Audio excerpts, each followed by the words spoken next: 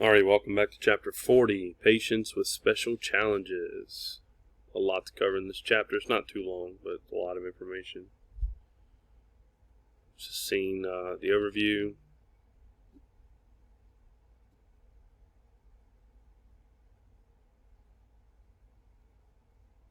Alright, case study intro. EMTs Alice Combe and Tristan Mullins arrive on a call for a patient whose home ventilator alarm is going off. They are met at the door by the patient's mother, who says she has tried to determine the problem, but the alarm keeps going off. She tells the EMTs that her 23-year-old son has been ventilator dependent since becoming a quadriplegic in a car accident 8 years ago. What are the first actions that the EMT should take? What are some special considerations in the assessment of this patient? What kinds of problems should be anticipated because of the patient's ventilator and paralysis? Remember, pause this video, write those questions down so you can answer them as we go along.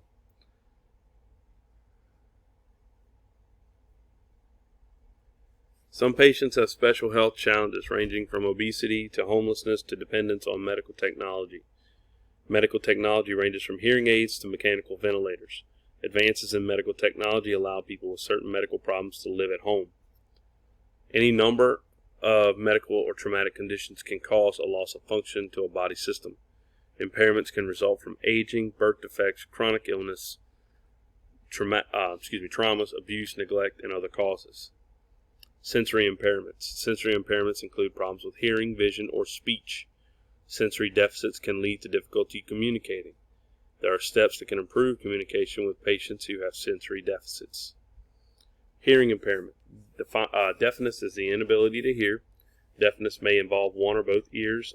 A patient may be partially or totally deaf. Vision impairment may be caused by disease, injury, or degenerative disorder.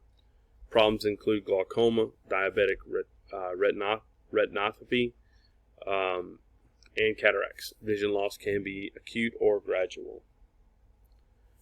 Speech impairment. Articulation disorders are caused by impairment of the tongue or other muscles. The patient cannot pronounce words correctly, can result from learning words incorrectly, or from hearing impairment. Sometimes I think I have a speech impediment when I try to pronounce some of the words in this class. Voice production disorders occur from damage to the larynx or vocal cords. The sounds produced may be harsh, hoarse, of unusual pitch, or have nasal distortion. You can tell this will be prevalent. People have really severe colds, but some people have it that's permanent. So, accommodations for patients with sensory impairments. For hearing impairments, make sure hearing aids are available and turned on. Make sure the patient can see your face, and communicate in writing if you need to. Use a sign language interpreter if it's available. Vision impairment. Speak clearly. Explain what you are going to do before you do it. Transport service animals if possible. That means if a patient has a service animal, please transport the animal with them. If necessary, allow the patient to place their hand on your arm or shoulder to guide them. For the visually impaired patient, speak clearly and always explain what you're going to do. Speech impairment. Ask questions that allow the patient to answer in as few words as possible. Do not finish the patient's words or statements for them.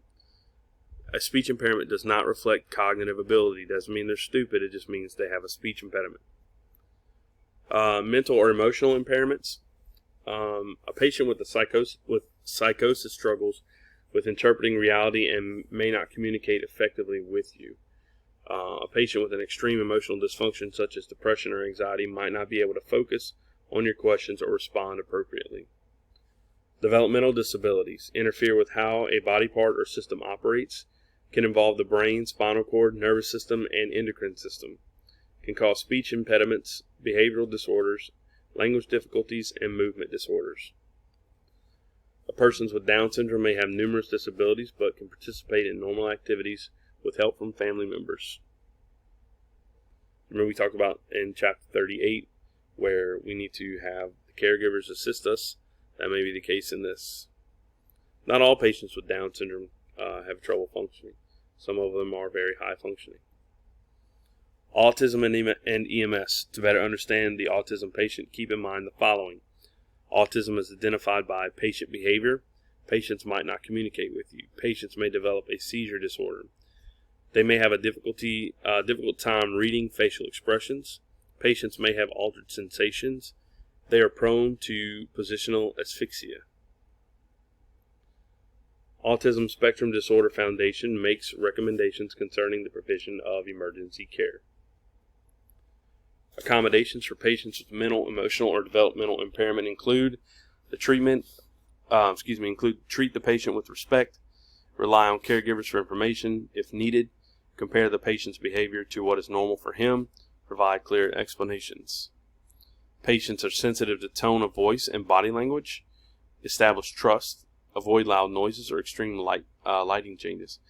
I taught an autistic boy one time, and he was his freshman year of high school, and I got a lot of information about how he has he won't look at you, he won't talk to you, he mumbles, that sort of thing. He was even in speech therapy. He had an issue with women. He did not like women telling him what to do. And I just read up a little bit on autism. I took some advice from some people who have dealt with autistic children.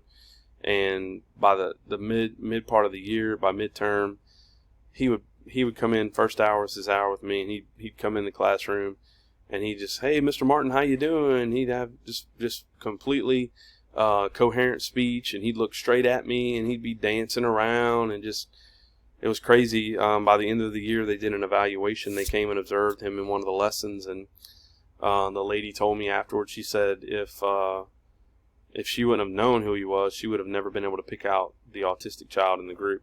So autism is sensitive, but also some people have more severe levels of autism. But you just need to be sensitive to the fact that they are autistic, and get on their level and just do what you have to do. But be cautious and things like that. You just don't want to upset them, because it's hard to get them calmed down once they're upset. So just be careful.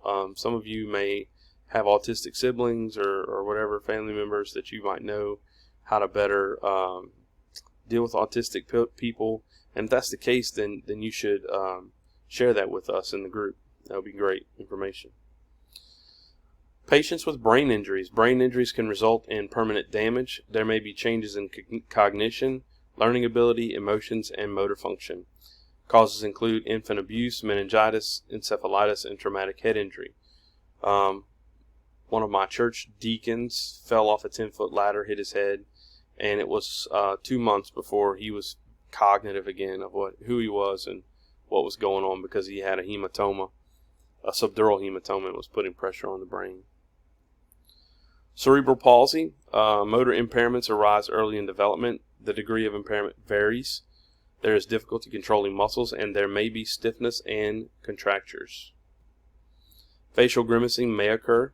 In some cases, there is cognitive impairment. There may be communication difficulties. Disability from traumatic brain injury varies. We had a patient who had a TBI, and he was prone to seizures, and it eventually killed him. Disability ranges from mild speech impairment to being unresponsive and ventilator dependent. Accommodations for patients with brain injuries. Distinguish between the baseline condition and acute changes. Be aware of and manage any technology like pumps, ventilators, or catheters on which the patient relies. Paralysis. EMTs may respond to patients who have been paralyzed from past trauma or strokes. Paralyzed patients are prone to a number of problems related to technology dependence, pressure sores, and infection. You'll see a lot of this in your nursing home patients, because they literally sit in beds all the time. So, patients with paralysis or muscle weakness may want you to arrange for transport of their assisting devices such as wheelchairs or canes to the hospital. If it's a critical care patient, then you're probably most likely going to have a critical care truck go out there and transport the patient, especially if they're on a ventilator. But you could be an EMT basic on that truck with a critical care paramedic, so don't think that you won't ever experience that situation. A paraplegic displays paralysis from the waist down. Follow protocols regarding transportation of wheelchairs. For ventilator-dependent patients, keep the ventilator settings as you find them.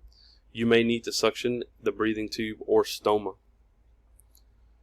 Be alert to the possibility of urinary catheter. Keep the catheter bag below the level of insertion. So don't raise it up higher than the bladder because it'll go back into the bladder. Make sure feeding tubes and colostomy bags are secured, and the family is usually knowledgeable about how to best move the patient because they deal with the patient every day. So please take their advice into consideration. All right, obesity. Bariatrics is a branch of medicine that deals with the management of obese patients.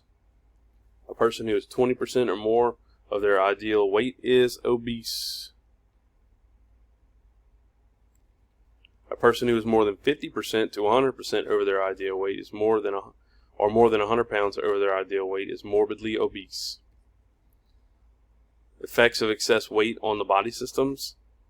And here you go. You can look at these. I'm not going to read them all to you, but there's some very serious effects that can happen on the body. Okay.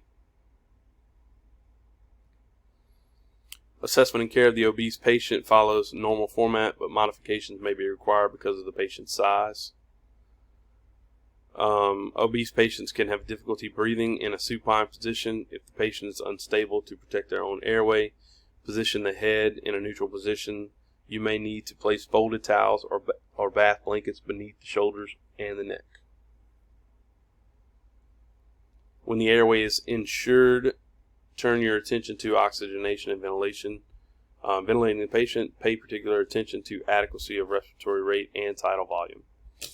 Positive pressure ventilation of obese patients is more difficult. Lifting and moving obese patients requires the assistance of an adequate number of providers. Obese patients may exceed the structural limitations of standard ambulance cots and may require the use of a bariatric device. And there's your bariatric device. Ramps and stretchers that are big enough to lift the patient, put them in the ambulance safely. Okay. All right. Homelessness and poverty. Factors that contribute to homelessness include poverty, substance abuse, lack of affordable housing, mental illness, returning to society after being in prison, domestic violence, mortgage foreclosure, forced eviction, natural disasters. Issues associated with homelessness: increased risk of violence and abuse, an increased risk of illness and disease, discrimination from others, and reduced access to health care. Risk of violence and abuse, risk of illness and disease, reduced access to health care, limited or no access to education, limited access to modern communications, and is not seen as suitable for employment. EMS is often summoned to street corners and other public places to care for a homeless patient. Places where the homeless may find refuge include abandoned buildings, public places, parks, train or bus stations, airport and college campuses, vehicles, improvised shacks or sleeping bags, unoccupied houses, and homeless shelters. Patients in poverty may face many of the same issues as the homeless, including accidental trauma, physical abuse, crime, chronic medical conditions, limited access to health care and medications. People who fall below the poverty level are at a great risk for illness and injury because of the environment in which they live and a lack of resource in which to seek primary medical care. Do not be judgmental and display respect, please. Be an advocate. Realize the patient may need your help. Become familiar with resources in your community. Abuse. Abuse is an action or failure to act that results in unreasonable suffering, harm, or misery to a person, whether physical or mental. Abuse transcends all age, gender, race, and socioeconomic groups. Children, elders, and domestic intimate partners are some of those who may be abused. All right, click on the problem that is least likely to be associated with homelessness. Least likely. Okay, we chose C. We would be correct. Homelessness is more likely to be associated with poor nutrition than with obesity. All right, human trafficking. You might be the only hope for a victim and have only one opportunity to save this individual from human traffickers. The victim of human trafficking. Common characteristics of victim of human trafficking can be men or women, adults or children. Runaway and homeless youths, victims of domestic violence, victims of sexual assault, victims of social discrimination, victims of war or conflict. Common settings will be prostitution rings and escort services, pornography industry, stripping or exotic dance clubs, massage parlors, agricultural farms or ranches, factories or sweatshops, hotels, nail salons, home cleanings. Controlled physical or physically or psychologically by someone at the scene, doesn't have the ability to leave. All information is provided by someone else. No identification. And few or no personal possessions. When I was a policeman, I dealt with a lot of human trafficking, and all of these are correct. All of these are correct. Psychological and behavioral clues to help identify a victim of human trafficking: exhibits a feeling of helplessness, shame, guilt, self-blame, or humiliation. Has an eating or sleeping disorder, is addicted to drugs or alcohol, appears to be emotionally numb, shows evidence of trauma bonding with the trafficker. That means no matter how much they may get beaten by this person, they're still bonded with them and they're not going to go against them, and it's a shame. Could also be called the Stockholm Syndrome. You can look that up too. Signs of physical abuse, chronic back, visual, or hearing problems, skin or respiratory conditions, disease such as tuberculosis and hepatitis, clearly visible tattoos, inappropriate clothing for the weather, big one. EMS management for a suspected victim of human trafficking. Ensure the scene is safe. Provide emergency care for any illness or injury according to your protocol. If you cannot transport the victim, contact local law enforcement. The victim of domestic violence. Women who are at the highest risk of being subjected to domestic violence are separated or divorced, minorities, disabled, pregnant, cohabitating with the same-sex partner. The abuser typically isolates the victim. The types of domestic abuse will be the use of physical force, the use of derogatory terms, threat and degrading behavior, sexual activity with the victim without consent, victim not permitted to practice religion, and financial or material control. The cycle of violence. Phase 1, the tension between the victim and the abuser increases.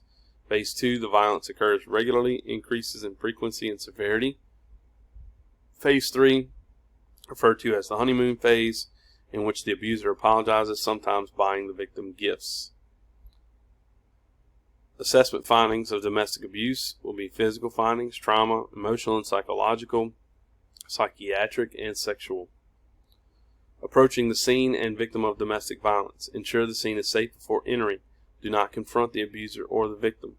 Do not get between the abuser and the victim. Do not allow the abuser or victim to get between you and the door. Domestic violence scenes are very, very dangerous, folks. I can only stress that enough. Domestic violence scenes are very, very dangerous. If at any time you feel unsafe, you need to leave that scene. When away from the abuser, ask the victim about the abuse. An example of this kind of question could be, violence against women has become a health issue. I ask all my female patients if they have ever experienced any abuse. Have you been abused as a child or adult?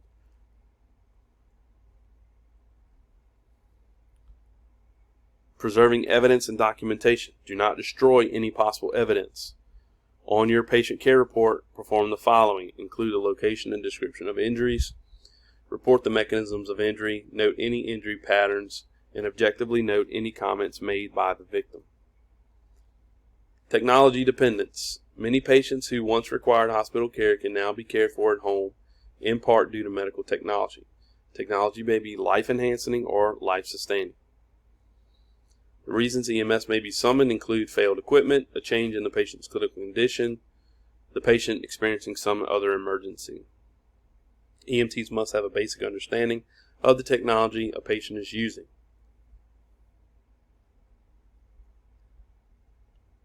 You will often have to rely on the patient for their care or their caregivers for specific information about the equipment.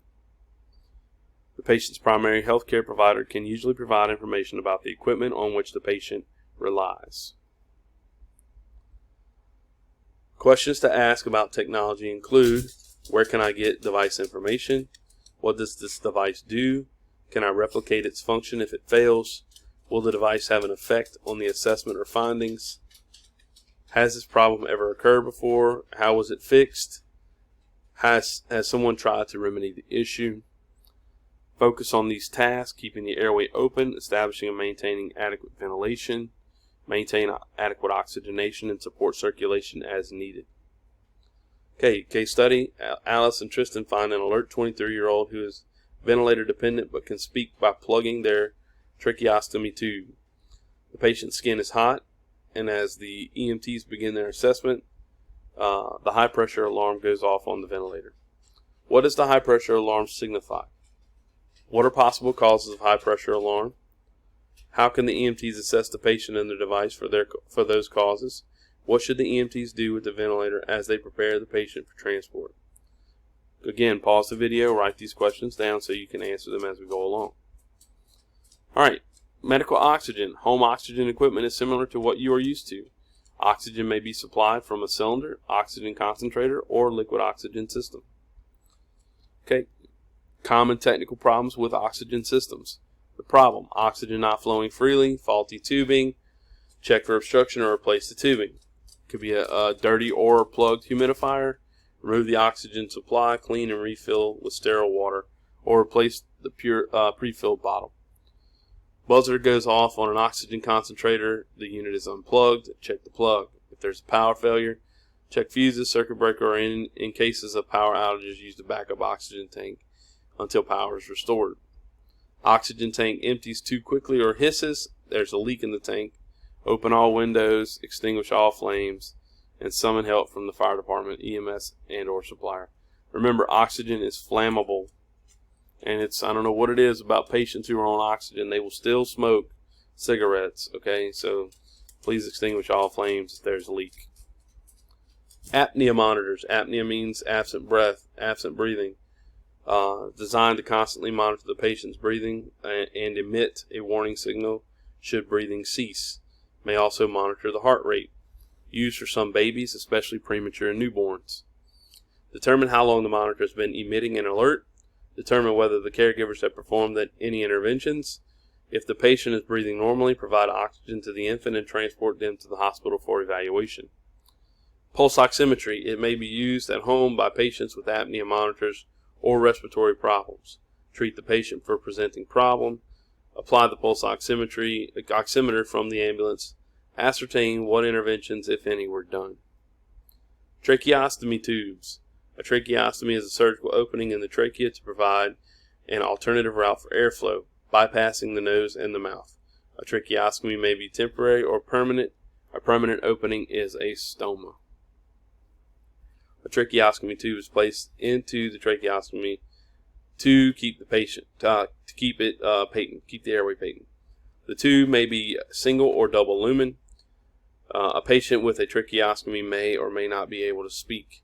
Emergencies include tube obstruction by mucus or dislodged inner cannula. Here's tracheostomy tubes for older children and adults. It's outer cannula and inner cannulas. So look at these as common occurrences.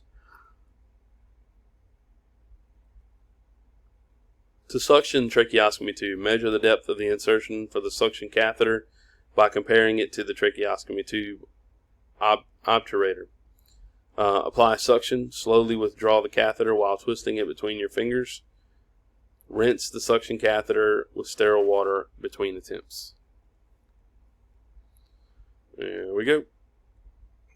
Use a soft suction catheter to clear blood or secretions from the tracheostomy tube. CPAP and BiPAP.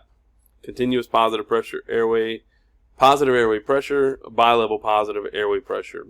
Both provide therapeutic back pressure during respiration. Some CPAP and BiPAP machines also allow the administration of oxygen during their use. They keep the bronchioles open during exhalation, which improves oxygenation and ventilation and decreases the work of breathing. It is commonly used by patients with COPD or sleep apnea. Home medical ventilators. Patients may depend on a ventilator because of nervous system disorders, neuromuscular disease, or other problems. Home units vary in size. They can vary significantly in cost and sophistication. Mechanical ventilators. Settings include rate, tidal volume, and in some cases the amount of oxygen provided. The tubing, called the ventilator circuit, attaches to the patient's tracheostomy tube. A high pressure alarm is activated when the pressure needed for the lung inflation exceeds the present value. Causes include secretions, occluding the tracheostomy tube, kinked ventilator circuit, or tracheotomy tube movement. A low pressure alarm is activated when the tidal volume falls between 50 and 100 milliliters below the set tidal volume. So if you set it at 500 and it falls 50 to 100 below that, the alarm will go off. This indicates a problem in the breathing circuit, such as a disconnected segment or a leak in the tracheostomy tube cuff. Apnea alarm. Some patients on a ventilator may have some respiratory effort, and the ventilator is set to trigger when the patient takes a breath. The apnea alarm triggers when the patient stops breathing.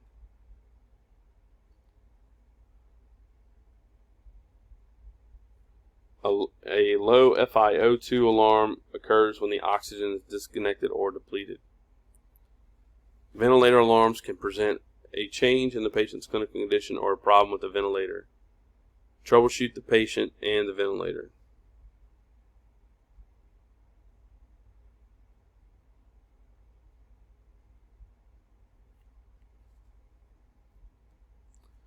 Accommodations for patients with airway or respiratory devices. Because the device is used to support or replace lost function, you must assess its adequacy in doing so. You also will perform your usual primary assessment history and physical exam in the usual order. Accommodations for patients with airway or respiratory devices. You may need to suction a tracheostomy tube. For patients with ventilators, troubleshoot both the device and the patient. If the ventilator provides adequate ventilation, allow it to do its job. If the ventilator does not provide adequate ventilation, you will need to use a bag valve mask device. Ensure you have adequate help to move the patient and the ventilator. You can ventilate a patient with a tracheostomy by attaching the bag mask device to the tracheostomy tube with a 15 or 22 millimeter adapter.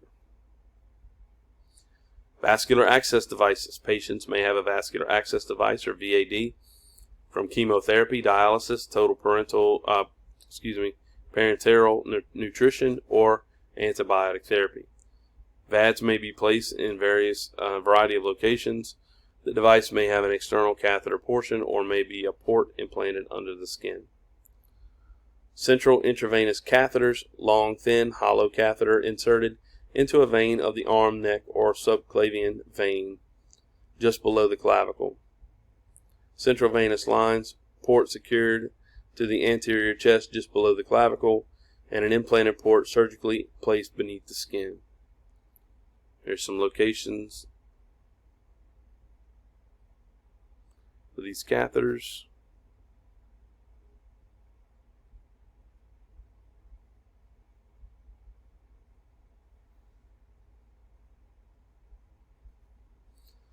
Accommodations for patients with vascular access devices. Obstruction by a blood clot may occur. Patients may take anticoagulants, which is like aspirin is an anticoagulant. If you know what that does, and you should. Air embolism may occur. Note any bleeding or signs of infection. The EMT does not access the vascular access devices for medication administration. Vagus nerve stimulator. Implanted device found in patients with a seizure disorder. Accommodations for patients with a VNS.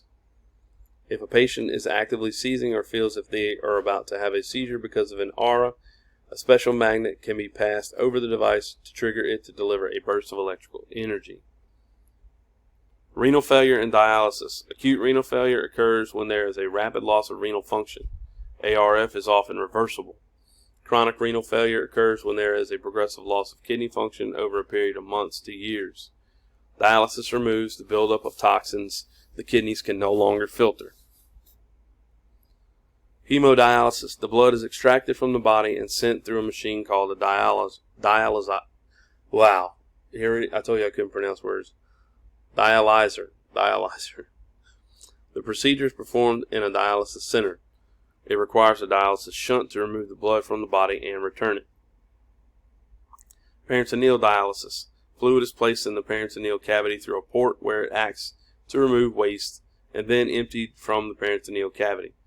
Dialysis can be performed at home, but it is less effective. Accommodations for patients on dialysis. If a patient is receiving dialysis at a facility and is still attached to the dialysis machine, do not attempt to remove the patient prematurely. Only dialysis center staff should remove the patient from the machine. Patients with peritoneal dialysis may develop peritonitis or inflammation at the insertion of the site, or the catheter may be dislodged. Gastrointestinal and genitourinary devices, feeding tubes. They are used to provide nutrition to patients who cannot chew or swallow. Feeding tubes include nasogastric tubes, orogastric tubes, gastric tubes, and jejunal tubes. For long-term nutritional support, a feeding tube may be surgically inserted through the abdominal wall and directly into the gastrointestinal system. Ostomy bags. A surgical opening through the abdominal wall to which the section of bowel is diverted so that the fecal material is directed outside the body into the bag. And there we go. We see the different locations of the colostomy.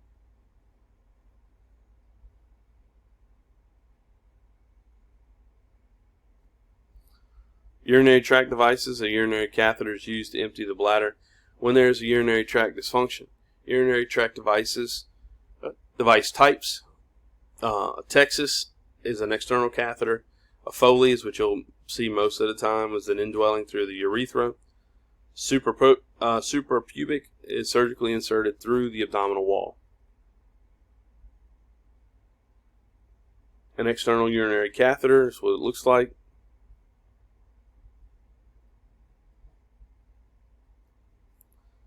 And a Foley catheter is inserted through the urethra.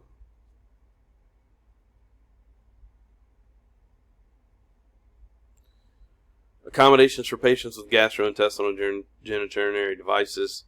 Problems include obstruction, infection, and displacement. If a device is dislodged, do not attempt to replace it. Drain catheter bags prior to transport and document the appearance and amount of urine. Keep the catheter bag lower than the site of insertion. Intraventricular shunts. Hydrocephalus occurs when excess cerebrospinal fluid accumulates, which can cause increased intracranial pressure. An intraventricular shunt allows the excess fluid to drain. Here you go. It allows the excess cerebrospinal fluid to drain from the brain to a site in the neck, heart, pleural space, or abdomen, or into a reservoir beneath the scalp.